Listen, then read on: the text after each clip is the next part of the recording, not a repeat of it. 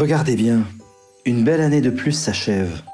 Loin du bruit des téléphones, des radios et des téléviseurs, loin de la lumière bleutée de nos écrans.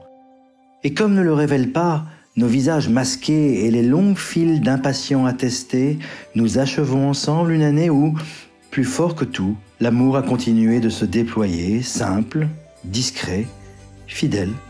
2020 ne fut pas une année comme les autres pour tant de mères qui ont donné naissance à un enfant.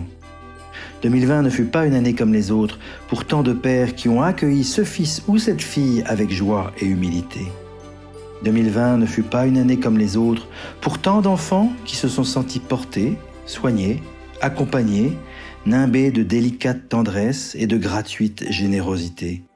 2020 ne fut pas une année comme les autres pour tant de parents âgés ou malades qui, à leur tour, se sont sentis spontanément portés, soignés, accompagnés par ceux-là même qui furent si longtemps les raisons de leurs soucis, de leurs inquiétudes ou de leurs interrogations. Comme eux, nous n'avons jamais eu autant envie de nous voir, en vrai, de nous serrer mutuellement dans les bras, en chaud, de nous embrasser, en fort, qui que nous soyons. Quoi que nous fassions, quoi que nous croyions, nul en vérité ne peut se dire indifférent à la mystérieuse présence d'un père et d'une mère, de frères, de sœurs, où peut s'incarner toute la beauté de notre humanité et se refléter une partie de notre identité.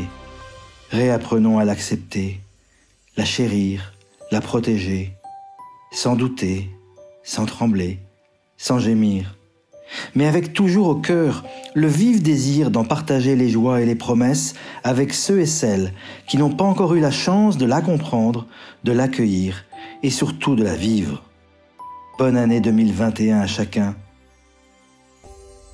Nul n'arrêtera jamais une espérance en marche.